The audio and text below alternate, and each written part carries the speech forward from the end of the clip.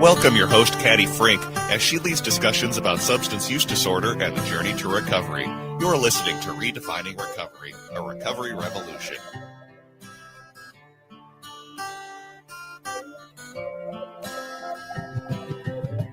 Well, good day, good day, good day, all of you listening out there in Radio Land. This is Caddy Frink at Minnesota Recovery Connection with our show, Redefining Recovery, a recovery revolution.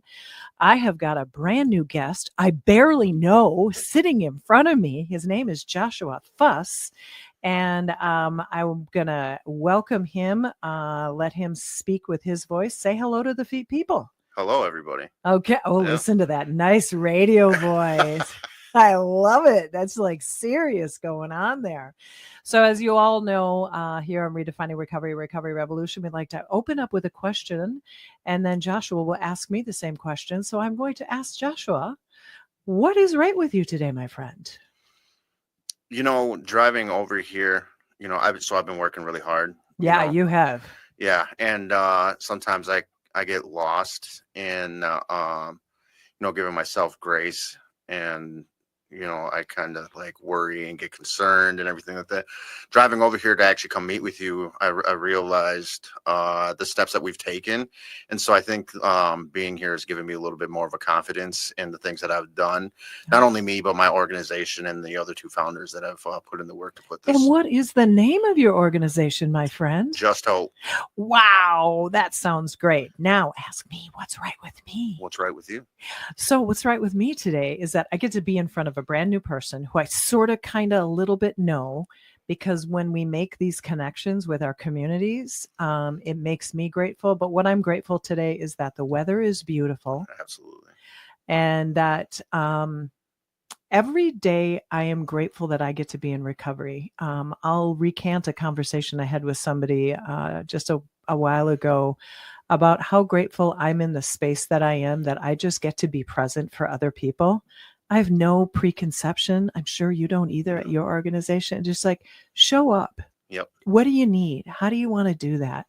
So I'm just really grateful that the work that I do, it's my passion. This radio, just so you know, this radio show was a dream of mine like 10 years ago, 11 years ago, 12 years ago. They actually had a file upstairs on me that was probably more like 15 years ago that I proposed it.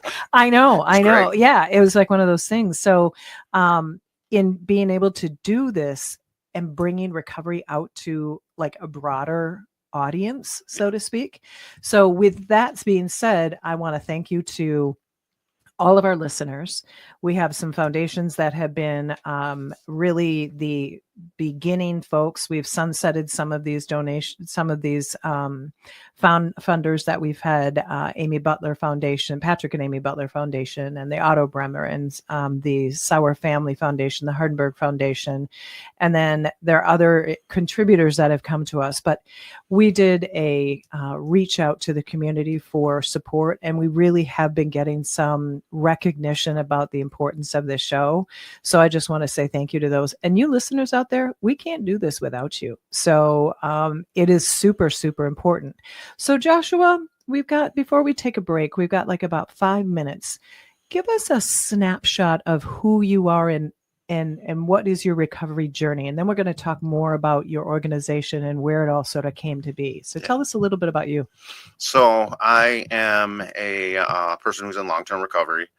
I just celebrated 6 years back in February. Oh, nice. Congratulations. Yes.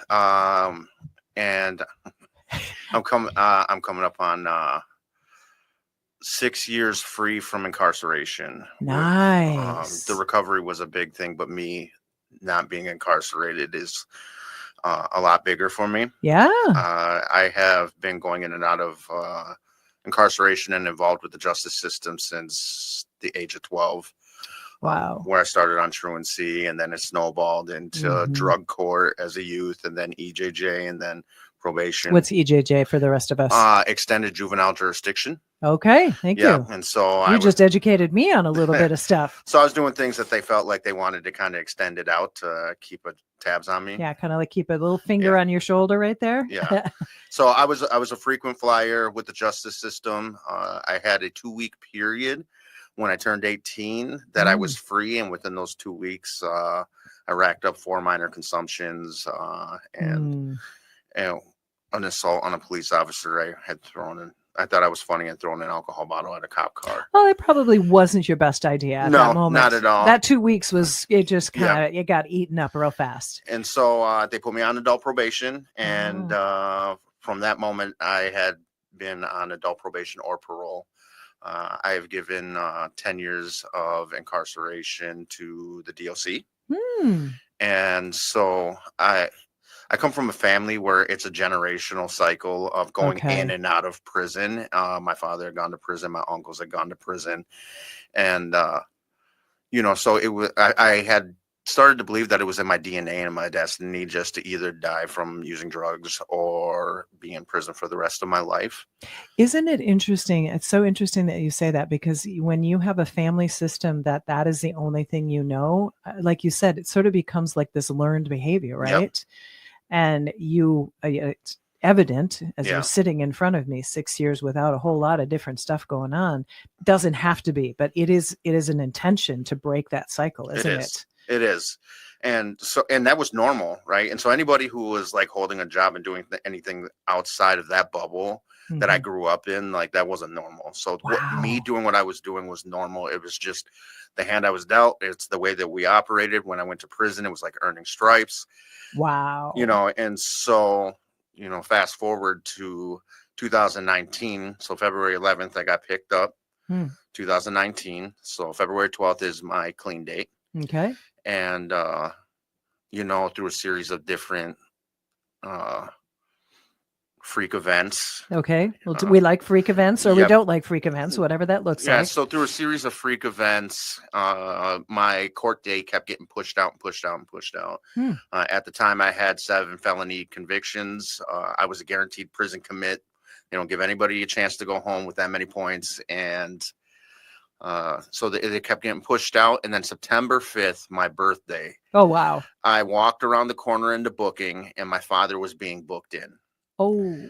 And in that moment, the light switch went off, and I realized if I didn't figure this out and I didn't change my life, there was a chance my children were going to end up in the same position.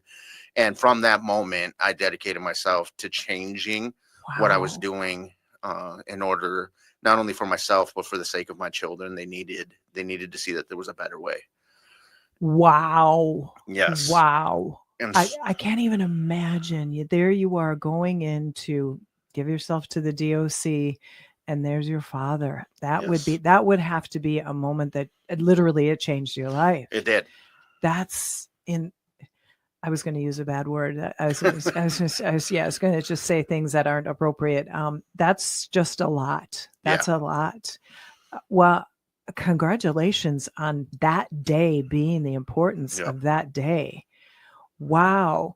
So we only have about a minute before we take our first break. So give us just a little chunk from that moment forward. What did you do different when you saw your dad? There you are, you're stepping in. What happened then? I started to take things a lot seriously. I'd already been doing programming. There was an inkling that I wanted to change while I was in the Dakota County Jail. I was in their IMC unit, Inmates Motivated to Change, which was a unit for individuals who were trying to make some sort of change. And I knew there was something there. Then I saw my father. Then I knew. And then the nail in the coffin came on my sentencing date when my attorney was like, "What do you want?" And I said, "Well, of course I want to go home." And he said, "You're not going home. You're a guaranteed prison commit." Right. And when they brought me in, the judge and the prosecutor who was trying to lock me up said there's no reason we shouldn't let him go home after everything I had done.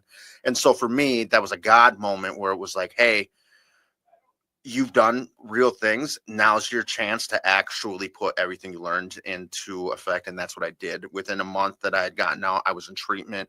I had enrolled in college. I had found myself a job, and I dedicated myself to nonstop working to try to get better. Yeah, to build this foundation. The mother of my children gave me a 2-year mark. I wanted to see for 2 years, you're not going back. Wow. And you know what? I'm going to just pause you. I'm on the edge of my seat with this story.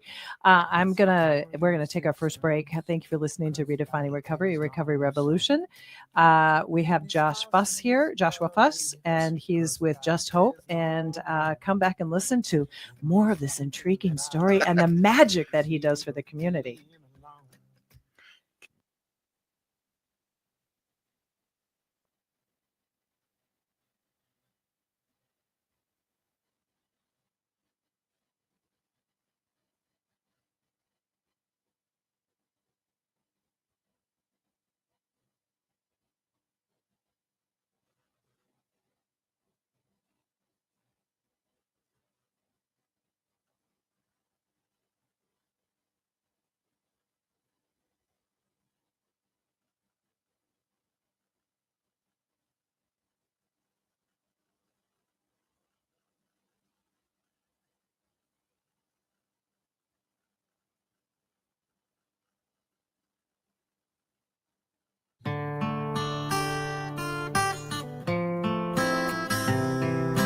Here we are. Here we are. We're going to continue this incredible conversation with Joshua Fuss from Just Hope. Just Hope Recovery? Just Hope. It's an organization in St. Paul that helps people that are struggling with substance use disorder, a lot of outreach, a lot of different things. But we were on the edge of our seats, and you were beginning to put together all the pieces of the puzzle of the extra work that you were doing. And just so you know, I've done a lot of trainings in the Department of Corrections and doing training for probably 100, I think we're up to 150 men who are in prisons all through the Minnesota system. So when I hear you talking about the different programs that you can get involved in, I'm lucky enough to meet a lot of those guys. And I'm glad I'm meeting you on this side, but I imagine you would have been in one of those classes because you put all that stuff that they have available into practice. So continue where that came. So you were talking about the mother of your children. Yeah. Where did that? Yeah. Pick us up where you left off. So, the mother of my children and I, started a relationship when we were, still in active use. She's also in recovery. She's sober. Yay. Yes. So she got sober first. We had our kids taken a couple times, from CPS, and she got sober first. Then I came out, and so she was like, hey, I want you to prove, because I'd been so inconsistent coming in and out of my children's life, that she wanted to know, like, this was real. I'd always said, like, this is the last time. This is the last time. This is the last time. This is it. And, even though I didn't mean it, I was a drug addict. I had this disease that was continuously it owned you. It owned me. Yeah. Right. No matter how much work I put in, I would demolish it, within days. Well, and I think that goes back to some of that learned behavior that you have, that you just saw this inconsistent or consistently inconsistent pattern with your family members and the people that were around you to not be using substances and not be involved with crime in the justice system was like not normal. Yep. So there was probably in the way back of your brain, I want to get better. I want to see the kids. I want to be with my lady. Yep. But you didn't have the tools, I would imagine. And each time you came out, I want to do better, even though I don't know if I want to do better, but I don't know how. Yeah. Would that be accurate? That's pretty much, what it was, is I didn't know how. I didn't know how to live. I didn't know how to not operate, in the criminal lifestyle and the addict lifestyle. Yeah. So when I came out and, I started going into college, doing treatment, holding a job, I moved out into my own place. Sweet. Look at you. Amazing. And so this is all in what year? I'm curious. This was all in 2020. So during COVID, you're achieving all these goals. People, listen to that. That's amazing, Joshua. Yes. So I'd go to sleep at 3 a.m. after working, doing my homework, studying, and then I'd get up at 6 a.m, ready for treatment, and I just had that drive. Now that only takes you so far, because I really didn't work on my actual recovery. I thought doing all these things and replacing them was going to be enough. And so at 2 years, I knew I wasn't going to use. Right. But I started to have suicidal ideation, right? Because I was still miserable, and I'm like, I'm at 2 years. Why is this not working? Yes. Yeah. And so in my head, I'm like, well, you're not going to use drugs anymore, so you might as well just take yourself out. Oh. Yeah. And so I found... What a big step. Yes. Really. That's... So I think what I want to just pull out for a second, that's the misery that a person can feel, right? Yep. You're not using your substances. You're not going to go back because you kind of know what that looks like. Yep. But then you haven't worked on that person, that hurt person inside, and that person that wants to be better, but the toolkit is still a little bit light, right? And so there you are thinking it's better to leave than continue. So I say these things and I kind of reiterate it because there are people listening to this show that either might feel like that. So thank you for having that vulnerability. But then there are people who have those that they love, that somehow that's where somebody feels like that's the only place they know how to take away the pain. Yeah. And that sounds like where you were. You were doing all these right things. You're bringing in all this great education and all these things. And then you're still feeling miserable. So then what happened? So I hadn't been working on myself, right? I had a hard time acknowledging my mental health. right? I felt that it made me defective. Not all the other stuff that I had going on, not the addiction and not my criminal history. It was my mental health that made me defective. And so I wasn't taking medication, and I wasn't seeing a therapist, and I wasn't doing what I was supposed to be doing. And then I had also not worked on that spiritual part. I hadn't worked on the inside. Right. And You're just taking care of that. The outside, you're doing all the right things. And so then I met a man. I utilized 12-step support groups. So I met a man who became my sponsor. Nice. And I was so miserable that I'm like, either I work the steps or I'm going to die. Okay. And so I worked. Well, let's go with the steps. Yeah. It seems like a much better option. And so I worked the steps. And when I got to my 5th and we started going through it. Remind people what the 5th step is. So the 5th step is when you go over your fearless and moral inventory with somebody else. Right. So talk it out loud, Yep. right? Those things that are deep inside you. Yes. And so going through it, I realized there were some things that I hadn't dealt with from the past. And I had also been blaming everybody else for decisions that I had made. Right. And we came to a point where I had to talk about sexual abuse that I had experienced at the age of 14. Okay. And my sponsor told me, he said, you got to make amends for that. And at first I was upset. And he goes, no. He goes, you didn't get help, and you dragged that through your entire life and destroyed anybody you came in contact with. Right. And he said, you need to get help. Nice. And I realized, like, no matter what had happened to me in my past, and no matter who my parents were and what I was taught, I made decisions, and I now have the decision to change my life and how I think and view the world. And that's exactly what I did. And so moving forward from there, I started to take ownership for my actions, started talking about things. I got on medication. I started acknowledging my mental health. I started talking to other people about my mental health. It's interesting. I think there's a lot of people that forget that this I call it is it the chicken or the egg? Is it the mental health, or is it the addiction? And maybe the addiction to the lifestyle, the criminal lifestyle, because that was all that you knew. So for you to all of a sudden have somebody say, kind of wake up and say, you've got to deal with this pain and the mental health issues. There's a lot of people that just think that, like you just said, it's like, I didn't want to worry about that. I didn't want to think that that was part of the problem. I don't want to acknowledge that. Would that be accurate? Yeah. Yeah. And that could be how you grew up. A cultural aspect. It could be perceived as a weakness.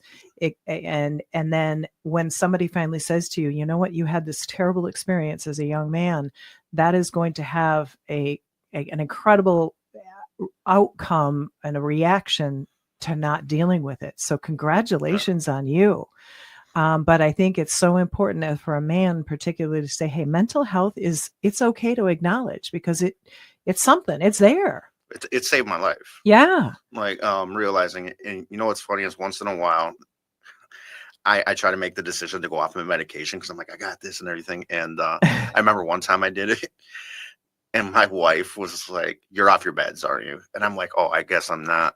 Like, you could tell. Yeah. Like, oh, okay, I guess I need to stay on the medication because I think I'm good. But other people on the outside can tell, like, you're not okay. Right. Clearly, you're not taking your meds.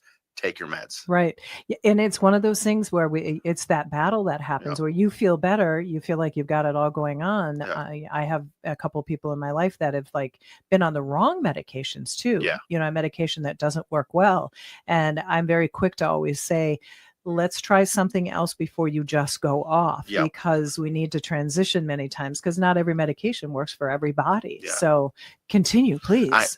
I forget that it's the medication that makes me feel better. Right. Rather than you're just fabulous and wonderful. And you got all of your stuff together, right? Yeah. And so, like, even saying that, going out the meds thinking I'm okay, like, that just shows, like, I still make rash decisions, that and could potentially be damaging. Right. So, I worked the steps. I started pushing forward, and then I got the opportunity to work on my first SUD treatment center. Substance use disorder treatment. Yep. And so I was hired on as their housing and marketing director. So I got my first taste of working with individuals in that field. And at the time I was going to school for software engineering. My criminal history, I had assumed, was going to keep me from being able to, work in that field. And so I got I got my first chance, and I immediately switched my major. And I knew, I was like, this is what I'm going to do. I want to work with people with problems versus Yes. inanimate objects, Yeah. right? And so after my employment ran out there, I went and worked for as a peer recovery specialist for another organization that's no longer around. Yes, I worked as a peer recovery specialist. I actually worked at the majority of the Valhallas, Okay. Yep. BHG in the Twin Cities. BHG. Yeah, Behavioral Health Group. Yep. See, I always try to bust people out on acronyms Yes. because the rest of the world doesn't know what they are. So, Thank you. and at the time, I had never really. So I was at that time, I was 100% abstinent based. If you weren't abstinent 100%, you weren't sober. That was my mindset. Yeah. And God once again stepped in and was like, okay. And that's where I got placed first. And I started to see the struggle and the suffering that individuals are going through from opiates, and that there was a need for people to find harm reduction and other pathways to stay sober. Yeah. Right. And I think I really appreciate you sort of understanding that it takes a mind switch to go from abstinence is everything. That's what we got to do. It's the only thing we believe in. Because that's one way you can do it. Yep. But then, as you said, we see the people that are suffering and struggling. They just can't pull that off. So then what do we do? Yeah. Which is, I think, where Just Hope came in. Yes. Tell us. So after learning everything that I had learned, right, I had worked as a business development manager for another clinic, and Just Hope started. So one of the founders called me and said, hey, I got a friend who has this place that he wants to turn into a sober home. And so I went out there, and it was actually an old veterinarian clinic. And I'm like, well, you can't turn this into a sober home. And I saw the offices. Now I knew what recovery community organizations were. I had worked with a few people at my previous jobs in partnership. Mm-hmm. And I had, jokingly been like, we should start an RCO. And he's like, what's that? And I explained it to him, and we kind of left it at that. And on the drive home, I'm like, that'd be a good idea. So I went home and I filed the paperwork with the government. So I applied for our 501c3, and I started filling out all the necessary paperwork. And this is a go-getter, y'all. This is a go-getter. Joshua here is a go-getter. He's like, I think I got an idea. Let's file the paperwork. Yep. Bam, done. And so the next time that I saw him, I told him, I was like, hey, I filed the paperwork. Surprise. Yep. And he was like, oh, okay. And there was the other founder was with us. And so both of them, their heart for this is, in my opinion, is at times unmatched. Their willingness and how far they're willing to go. And keep in mind, we'd already been doing the things that we do at Just Hope before we even organized all of to this point. Yeah. So you're going to have to let our listening audience know pretty soon what it is you do there. Because they're on the edge of their seat now. Yes. The paperwork is filed. The men are there. Yep. Let's go. And so it took off from there. And, and it grew a lot faster than I thought. Like, we're established April 30th of last year, and we're already all the way to this point. And I got laid off and lost my job. And so I just threw my entire self into this, right, as well as they did. And so what we do at Just Hope is we've taken our lived experience and everything we've been through. We've been through homelessness, justice impact, addiction, all of it. And so I want to also mental health issues, some very hard background things that happen to you without your consent. Yep. So you have all those different pieces of that puzzle, right? And we're all coming from different cultural backgrounds. Can you name some of those cultural backgrounds just so that people get an idea? So, I'm Native American and Hispanic. Okay. One of the founders is also Native American. We have an individual who is part of the LGBTQ community that works with us. Nice. So we open it up to anybody. Doesn't matter. Across the board. Across the board. Sweet. If you have a heart for it, you come in. If you want to volunteer, or at some point we'll be hiring people on. We're willing to work with anybody. Yeah. What do you do in the community? What's like your essence? So we go out into the encampments. So we hold a outreach event every other week, Okay. but we also have an outreach coordinator and our outreach director.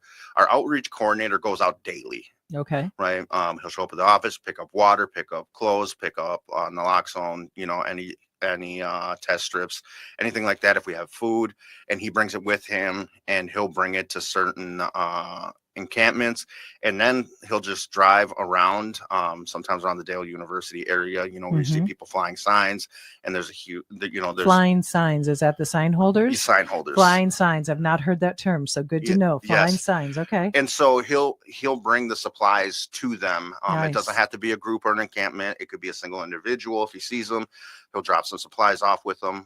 He also goes out to other organizations, helps them pack boxes, that go out to other organizations to provide supplies. So we partner with like You Matter, and we'll partner with like TCRP and their crew, Twin Cities Recovery Project. And so we make sure our presence is known. We are on Rice Street, right off of Rice and University in St. Paul. We have a drop-in center. If somebody stops, they can ring the doorbell. We'll bring them up. We have clothing, food that they can pick from, other supplies such as hygiene. And, anybody can drop in. We're open from 9 a.m. till 9:45 at night, 7 days a week. And they don't have to necessarily be sober. They don't No. necessarily have to not be using substances. No. They can kind of come in as they are. Yes. and just know that you're a safe place to go. Yes. And so we'll provide services to anybody who needs it. Nice. I know that some organizations, they bill and everything like that. It doesn't matter if you have insurance or not. If you show Okay. up and you need our help, we're going to help you. Nice. We've gotten call at 4 a.m. where we brought somebody to detox. Wow. How is your funding working? Like, how do you get these supplies? How does that work? Because I think there's a lot of people out there that hear about a wonderful organization like this, and I know you get a lot of donations of We things, an immense amount of donations. Yeah. But then, how do you pay the rent? I mean, are you grant funded? Are you donations? How does that part work? Just simply, don't go into the weeds too much. So our food and clothing, we get donated from other people. Nice. The funding, the majority of it is coming out of pocket. Oh, wow. To pay the rent. And then we do get some funding, when we do a fundraiser, we'll do a raffle, and some of the money that comes in helps pay for some of the stuff. But the majority is just grassroots, literally. Yep, literally. Wow. Yeah. And that's a dedication to the community is what that is. And that's amazing. So do you work only in the St. Paul area? Do you go into Minneapolis at all? Do you, we'll cross the river? Yeah, we do. We do. So when we do our outreach events, we do every other. So one event will be for St. Paul, and the next event will be for Minneapolis, but we're willing to go wherever. And we're define needed. an event. What does that look like? So our outreach event, so we hold one on Saturday. People come in. We leave out at 1:00. The people like volunteers come in, and anybody who's new, we'll train them ahead of time. Let them know, like, hey, this is what you'll see. This is what's, the potential dangers. Stick with your point person so that we can make sure that everybody's safe. Okay. And then so people come in and they help us pack lunches. We do sandwiches, or we'll grill. Help us pack up the supplies, then we load up, and then everybody goes down to whatever encampment they've chosen to go to for the day. Okay. So you literally put together like an entire crew of people and they're all volunteers. All right? volunteers. All volunteers. So y'all, I want you to hear that. This is a group of people that care so much about people who are even struggling in their substance use. What do you call sign flyers? Flyers? Flying signs. Flying signs. We all see those flying signs on every corner here and there. And, there's a lot of what do I want to say? Appropriate assumptions that are made, but then there's a lot of inappropriate assumptions that are made. Yes. And some people are definitely altered in their state. And we have to know that addiction is a disease. And when we see people that are in an altered state, many people aren't like, wow, this is how I wanted my life to turn out. Yeah. I think if you go back in your story and you tell, where did you come from? What was your learning as a young man, as a child, as a young man? There are circumstances that some people cannot break out of, that Yep. you were stuck in for a very long time. And I think that's what's important to remember about those people who are out there with their signs or in an encampment. These are not people that wake up at 13 years old and go, I want to be a drug addict, because I think that's an awesome thing to do. There's a life that goes on in a lot of people, myself included, hard childhood, circumstances that didn't like make any sense to me. So how did I get away from it? I drank. Yep. I drank for 23 years. I just wasn't ready to give that bad boy up, because it was the only way that I could just like quiet the mind, quiet the soul a little bit. So you have a bunch of volunteers that are going out to these places Yes. that there is some risk to it if Yes. you aren't careful. Yep. And you know what the risks are and you know what to do. So you go out. How many people do you encounter? I mean, if you were to throw a number at it in an outreach that you do. I guess it depends on where we're at. Mhm. I could say, you know, at the biggest one we go to, it could be upwards to 100. 100 folks. Yeah. Imagine 100 people that Yep. are being impacted by people that don't judge them, care about them, give them some necessities to sustain life. Yes. Give them an opportunity to have somebody actually see them. I'm using my Yeah. little fingers at our eyeballs here to be seen. And I think that's what we forget. And a lot of people that are flying those signs, they don't feel seen at all. No. What are some of what's a couple of the stories that maybe you've heard, and maybe there's a success story or two that you can like let people know about as we sit in radio silence? I would say we had an individual, you know, sometimes it takes a couple days, you know, Sure. when they have an idea that they want, you know, they want to change their life, and sometimes it doesn't always work out. No. And our outreach director had a guy who was calling him consistently, like, hey, you can come get me today. And then the next day, no. You know, Mhm. hey, you can come get me today. No, well, I got to do this. And, Yeah. you know, and most people would have given up, you know, after like the 6th time. And, you know, I guess on like the 7th time, the guy was like, all right, I'm finally ready. And he went down there, and this individual had a generator and all his tools and all these other things. And he loaded them up, and he brought them all the way back to the office. We stored his stuff, and he got him into detox. Wow. And there was you know, of course, there's a few hiccups, and he had to go back to detox. And then Right. our outreach director talked to him while he was in jail and everything like that. And, you know, Mhm. kind of walked with him the entire way. And so And is he successful in his life, or more successful? more successful. There we go. And I think that's the important part.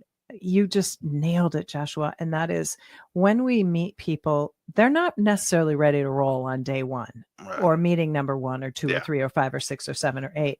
Because number one, the thing that we talk about at Minnesota Recovery Connection with peer-to-peer work and just being involved with people is it's trust first. Yes. Trust is like the key component, because you can come and give them all the food they want, but if your intentions are not honorable and you don't want to see them succeed, they can read that like a book. They read us better than we can read ourselves. Yes. Am I right on that one?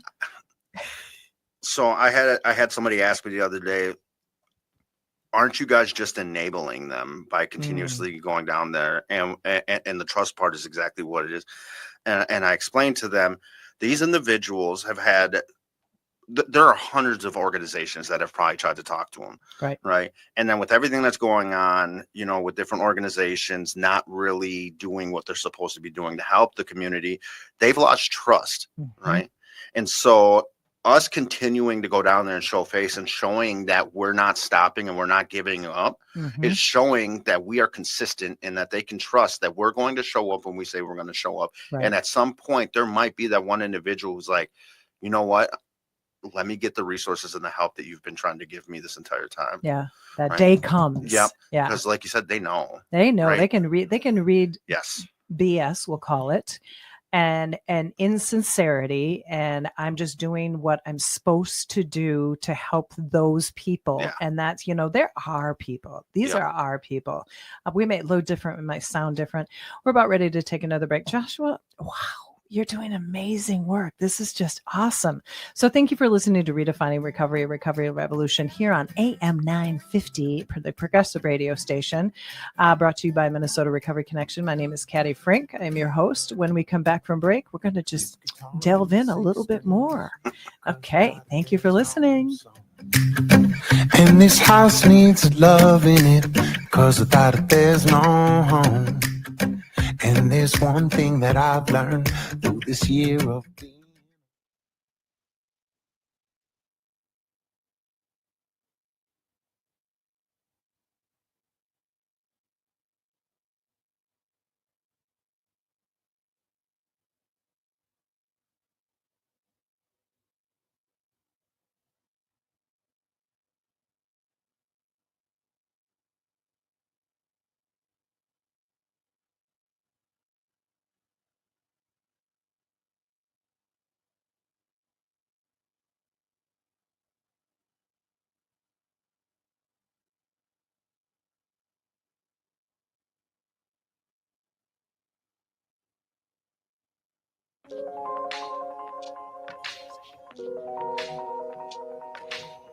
I always do this like, no, I beat it to the punch. Hey, my name is Caddy. I'm here for Minnesota Recovery Connection at Redefining Recovery, Recovery Revolution with Joshua Fuss. I'm Caddy Frink and he's Fuss. So we got the F's going on, but not the bad ones. Joshua was just telling us about Just Hope and all the amazing work that you do. You were talking about a story where somebody finally began to trust you for showing up consistently, not just trying to BS anybody. And you know, I live in Minneapolis, and I'm just wondering, are you at all going to the space off of Lake Street and 35W where the exit ramp is onto Lake Street? There's that whole corridor that is pretty much hot all the time. Have you ever been to that part of the cities? I know our outreach team has. Okay. Our outreach director and our outreach coordinator have gone out there. To bring help. Yeah. Because that one's, I don't know in St. Paul if there's any place that has the magnitude of humans that are there. There probably is. Yeah, it's just, you know, there is an epidemic of substance use disorder going on in this country right now. Somebody was outright in front of the cars, you know, doing their substance of choice. And I was really kind of floored by just the overtness of it. I mean, just literally lighting up right in front of us or in front of me. And I was just like, that's somebody who's, to me, not a bad person, but I think it's fair to say somebody who's pretty broken. Where they just don't have a filter anymore. They just need to stay in that state of, I don't want to be present anymore. And that's what you see a fair amount of, isn't it? Yeah. And just kind of try to meet those people where they're at, give them the basic necessities, treat them like a human. I mean, I think that's the thing that's hard is when we see people that are struggling with substance use, we're seeing the outside shell. And I think your organization, Minnesota Recovery Connection, we try to see the person on the inside and know that there is somebody in there, but they probably haven't been talked to, that inner person, in a long time. So what other organizations do you do your events with? Who do you partner with? We partner with Coom Recovery. We'll actually be tabling at their event this Friday. Yes, I'm going to it. All right. Yeah, well, I'll see you there. Coom Recovery is a organization run by Yang Mua, and they serve predominantly the Hmong community, which is so fantastic. And each community needs to have a little of all of their own. Who else do you partner with? We partner with Anything Helps. I've known Emmanuel for a while now, before I had even considered doing an RCO. But so we partner with Emmanuel. We sent a few people over. He's trained a couple of the people who do peer support. And so he's Anything Helps up in North Minneapolis on 39th and Fremont North. TCRP, I think, Twin Cities Recovery. Twin Cities Recovery Project. We've gone out to a few outreaches with them. We did a pretty big one in St. Paul at a place called the Fish Hatchery. That's a pretty big encampment. And so that's pretty good. Yeah. Because So those are like the hardcore kind of, you haven't necessarily partnered with Minnesota Recovery Connection. We kind of do very different things. yes, So we're in partnership, but we do we are. not partner together in terms of activities together. So in the interest of time, tell us what you're doing for Recovery Month. That is September. The color is purple. We've got all kinds of things that are going on. What's your Recovery Month look like in September? So for Recovery Month, we're going to be at a couple events. One is Walk for Lives, which is an overdose awareness event that's coming up, and then we'll be at the Walk for The Walk for Recovery, of Yes. course. And Just Hope will be doing the face painting there. Ooh, so- okay. I didn't know that. Yeah, we got volunteered from.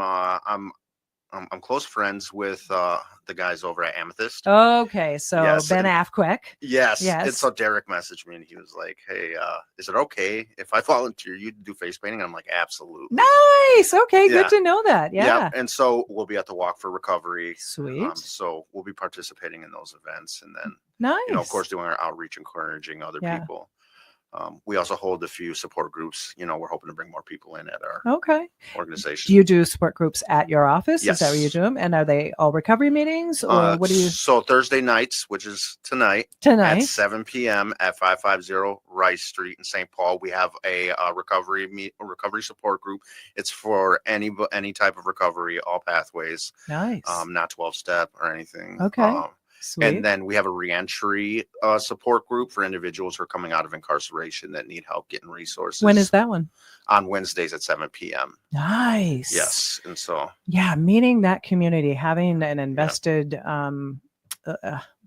I adore the men and women that I've met who I've been able to meet that are coming out of that. They need this reentry community. Yes. They need to have that place where they can like touch base and not feel like they're all alone, because Yep.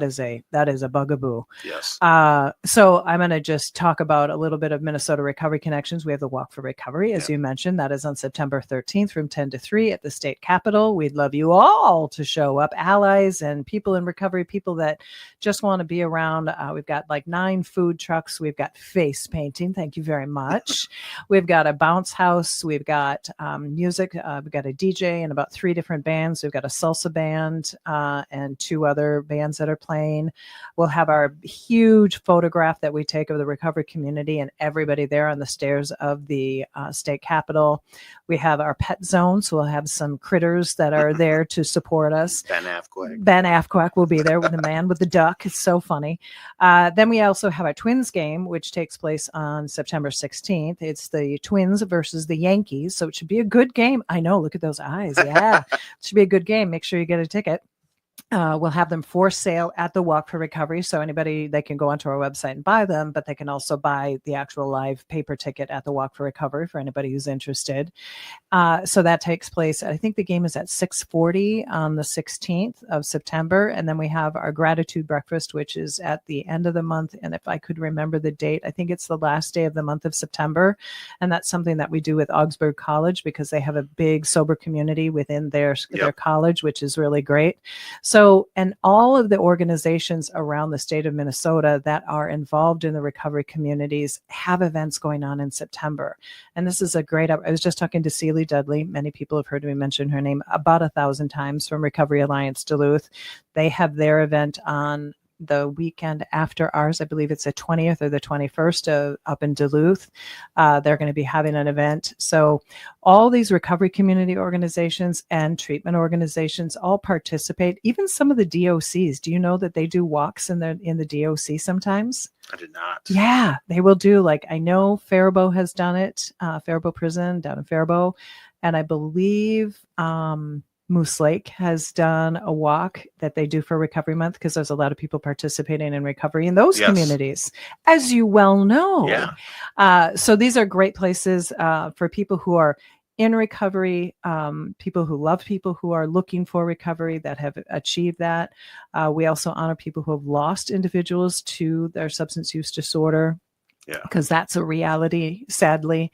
And so we just want to pull together people that care about people who just need some love and support. Yes. You know, that's kind of the name of the game.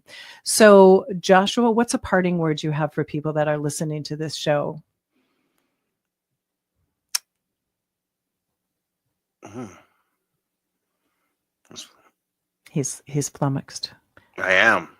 So what I have said is that the people that are struggling, we love you. The people that love the people that we are struggling, love them up.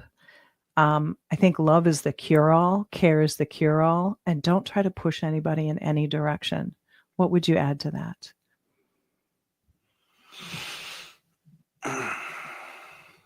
I mean, I think you said it best. I mean, What do you see in your organization that is like the key component when you are working with people? What is the key component to just getting them coming back? Doesn't matter for recovery or not for sobriety.